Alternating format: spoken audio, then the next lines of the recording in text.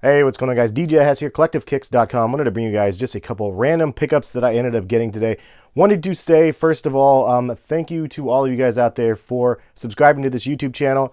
Finally hit 200,000 subscribers on this channel, which is just nuts. It's such a huge number to actually hit, and it's a pretty big feat to be able to hit 200,000 subscribers on YouTube. So I'm very, very thankful, grateful, and happy about that, and I appreciate you all for riding with me through these last handful of years. Let's go ahead and get into it. Just some random pickups. I ended up getting one super hyped up pickup, one pretty hyped up, and then one that nobody cares about that I just wanted to share because it's kind of like one of those things that's going to hopefully improve the content of this channel in 2017. And we have this Manfrotto. I wish you guys could see how heavy this thing is. It's like, it feels like 20 pounds, but it's the Manfrotto 055 made in Italy. It's a tripod that is just crazy nice quality, and then I ended up getting also the head part right here for it, which is the MVH 502AH, and this one is like insanely nice for real cameras. Look at how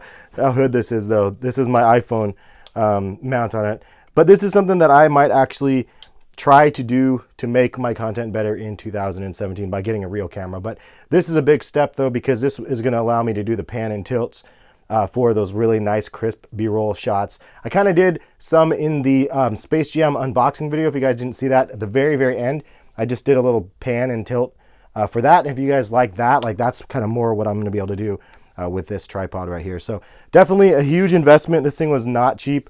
Combined, it was like $380 for both. That being said, the other two, this is not a pair of sneakers. This is a pickup that I got that I know y'all are going to be freaking out when you see this. So like, how did he cop this? I can't believe that I scored a box logo. But check that out.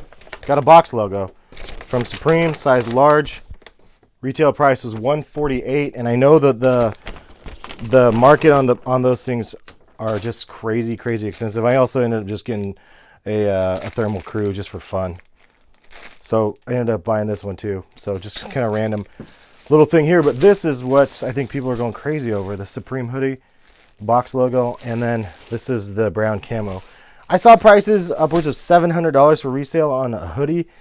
Y'all are crazy, man. Like that's like way too much for a hoodie. I'll definitely probably sell mine just because that price point, I mean, for real, like I can buy some dope sneakers for that. So there's no point in that. Also, honestly, I'm going to probably use the resale from this hoodie to help me secure my pair of Dornbecker 7s if I don't get them tomorrow when they drop. Because I'm really going to be trying to get them. But honestly, like if I don't have any good luck getting those Dornbecker 7s, then this Supreme hoodie is going to go. But I ended up getting a new router, and I showed you guys on a previous video that I got a new router. And my router modem connection, the next release, this ended up dropping and I ended up scoring. So, I mean, I'm not saying it was the router and modem, but the router and modem was definitely helpful. So, I'll leave it at that. And then the last thing I ended up getting, regardless for me, like I was like, man, I need to get another pair. Like, why not? I had access to be able to get one, so, and I ended up making that happen. And then here's the other pair that I ended up getting. So a comparison next to like the regular or a different Air Jordan 11. This is the Concords, and you can see the cut is so high on it. That's what is throwing people off. It's just such a high cut comparison to the regular one. Also, that little widow's peak down here was throwing people off, myself included. And then you could see the back. It's just a super high cut also comparison to the other ones. So this is what we are used to seeing. This is more true to the originals, but this is kind of what we've been used to in the last handful of years. So I think that is what threw everything off. This section you can see like a thumb's width, and then it's like 2 thumbs widths, like, so it's drastically larger, for more patent. Also, you could see that they left the edges raw. They didn't clean up those edges like they do on the other ones. So it's like kind of white instead of black. Kind of interesting. I believe that those are just sort of things that happened. Like, one, it's the raw edges probably because they wanted to speed up the process for producing as many pairs as they did, so they cut corners. But then they also made more patent leather to make it more like the OG, it seems like. So kind of a combination of both.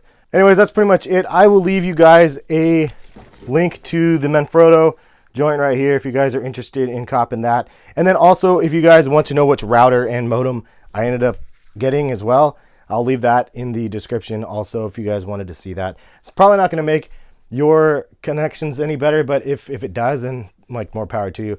Honestly, I pay for a boost though for internet, so it is kind of helpful to have that. But let's leave it at that. Thank you guys again for watching. Appreciate y'all's support again on the 200,000 subscribers. And I will be doing a giveaway here very shortly, so stay tuned on the channel. Catch you guys for some more videos soon. Peace, guys.